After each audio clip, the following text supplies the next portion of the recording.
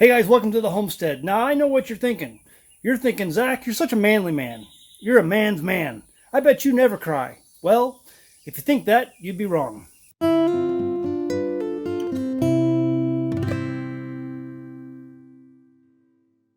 Hey guys, welcome to the Homestead. So today we're going to go back through another batch of salsa, and we need to cut up some more onions, and I'll do some questions and answers from the comments that were left on the other salsa video that we did. But before that, I'm going to prove to you that yes, Zach can cry. And so I have these onions. We're going to go ahead and cut up these onions, and we'll see how many onions it takes before I start to cry.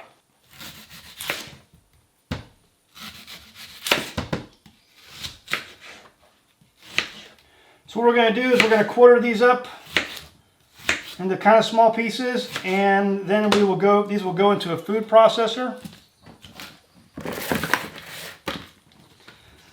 And get chewed up. So there's one onion done, no tears.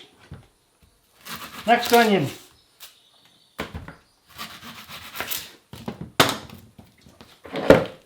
They'll go into the food processor and they will be mixed with all the other ingredients for the salsa.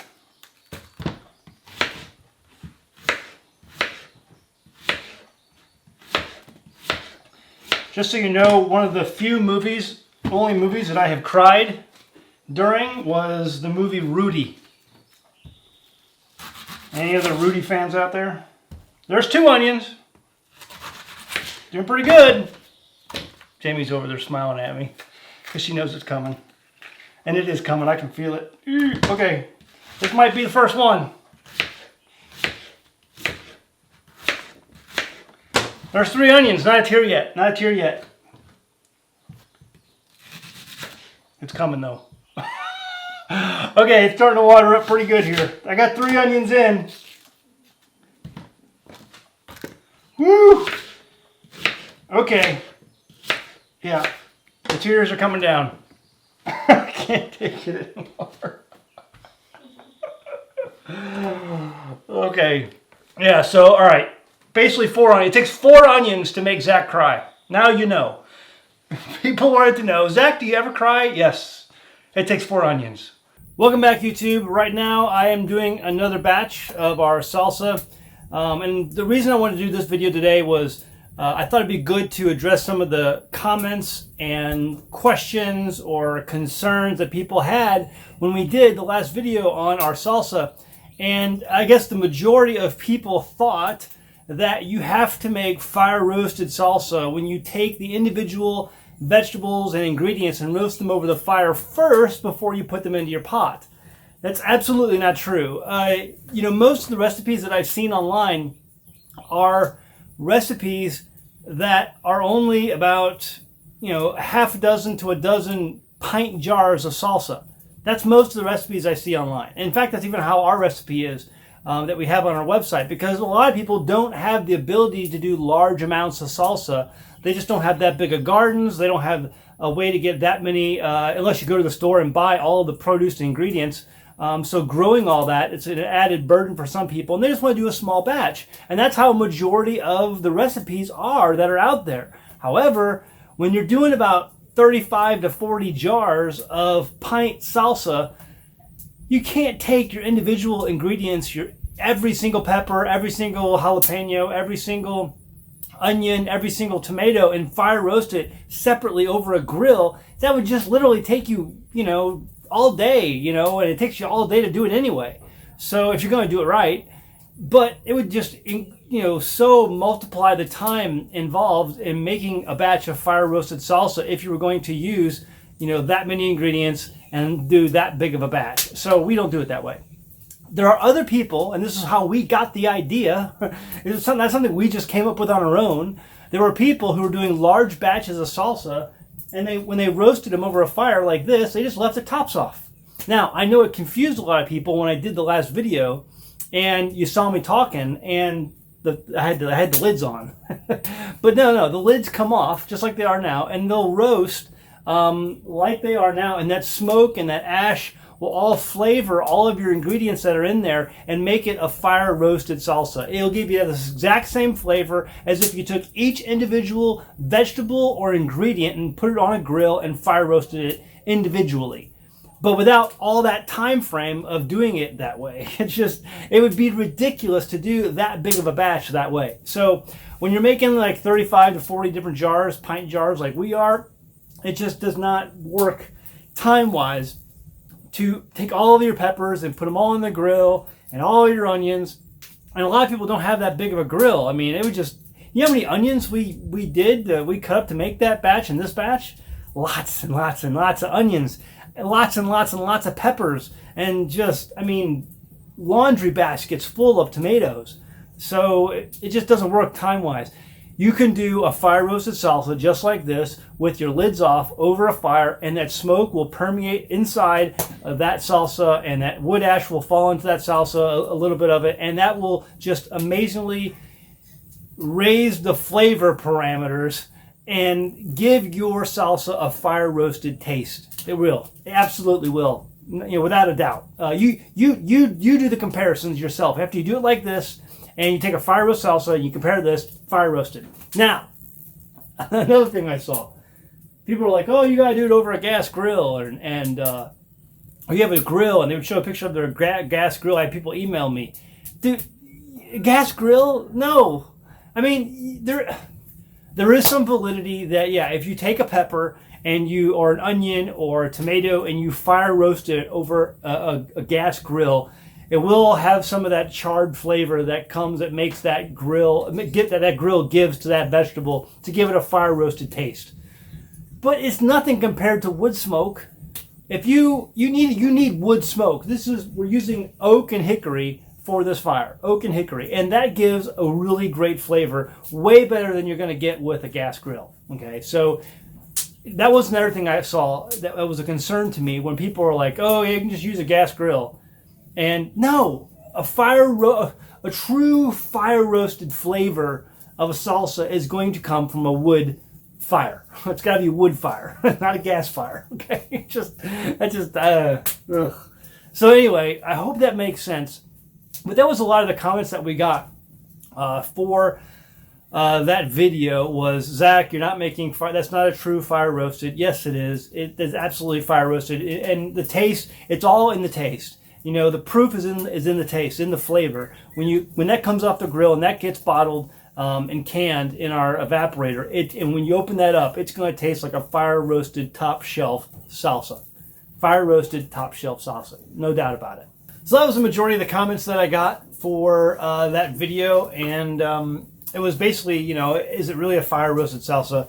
So today I'm out here just watching over this batch. This is going to be probably another 35, 40 jars. I think last time was 37 jars, and so we'll try to get around that number for this time around too. We're estimating that's what it's going to be, but this is going to cook for probably another hour or so, maybe. I need to put some more wood on the fire, and then we'll get the evaporator going, and we're going to get these canned up. But Jamie's in the house right now cleaning up the kitchen, and I'm out here sipping on my cold Steep the Senses tea. It's my favorite tea. There's no sugar in this at all. It's just the tea with water, and then I've made it cold. It's called steepthesenses.com. And I think it's called Iron Cottage or something like that now. They have a store. They actually have a physical location where you can go and get their teas. But I love their cold teas, and they're just amazing. And they're not a sponsor of my channel at all or anything like that, but they just make a really good tea. And I love giving them a shout out. So I drank a bunch of their teas the other day, and I discovered I was out, and I ordered some more, and that's what I'm drinking now, is the one that just got in the mail. So I made that tea up a couple days ago. Anyway, so that's what I'm doing today. I'm out here getting this next batch done. We're going to have, again, about 37, 30, 38 jars. We'll see, maybe 40. And this will be about 80 or 90 that we've got close to in the pantry. So we'll see. But we're doing so far pretty good.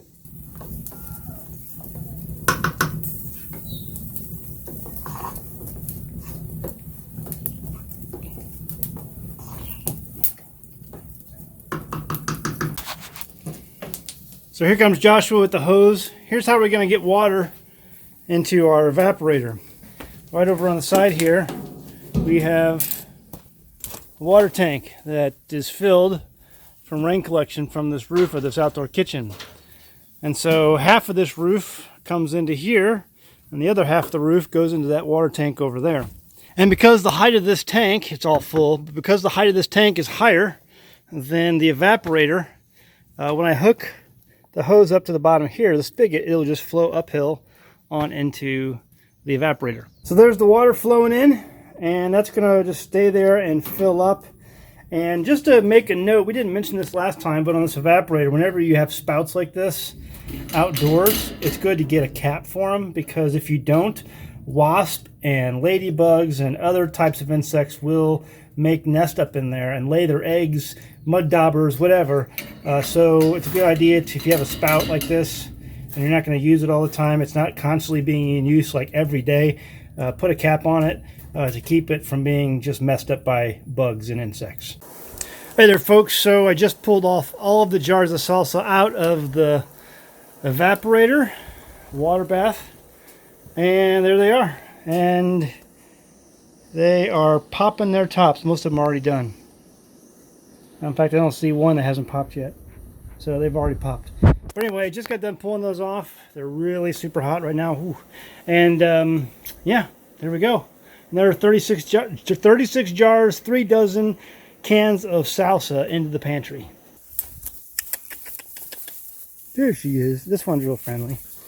Yeah, this one's real friendly. Hi. Hi there. Hi. Some of them are real friendly. You're interrupting my grass eating. Why would you do that to me? Like this one too. Hi.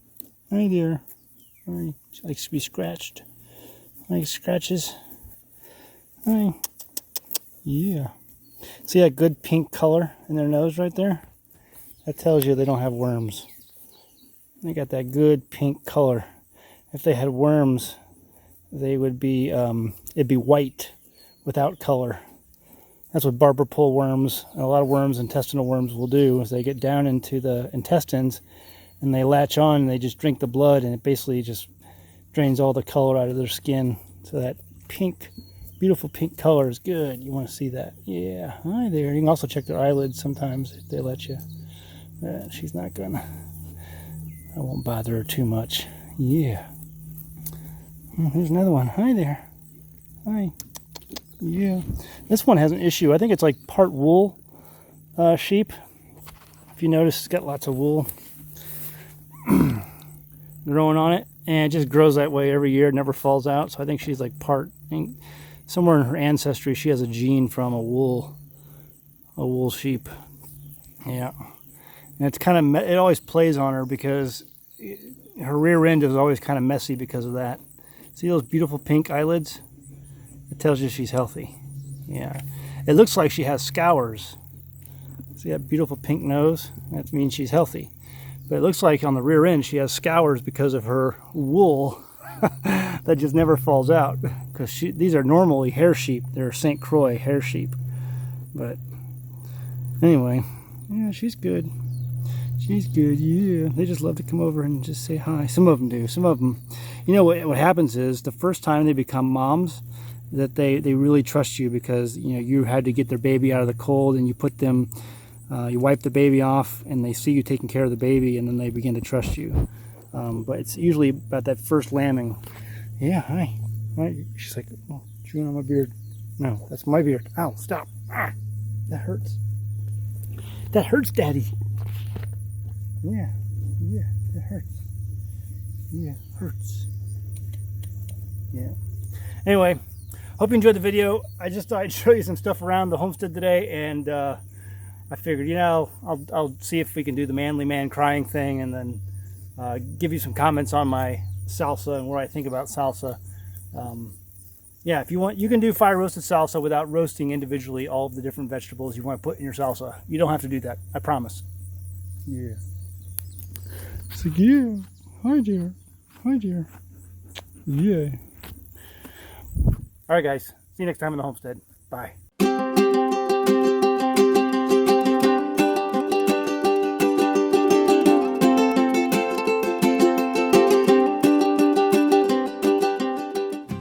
Hey there, thanks for watching our channel. If you're looking for great off-grid homesteading videos, this is the channel for you. Hit that subscribe button and be sure to like the video you just watched. You can also feel free to send us your questions by going to anamericanhomestead.com on our contact page and send me your question. Your question might get made into a video. In the meantime, check out some of these other great videos. Oh wait, go ahead and click them. Go ahead.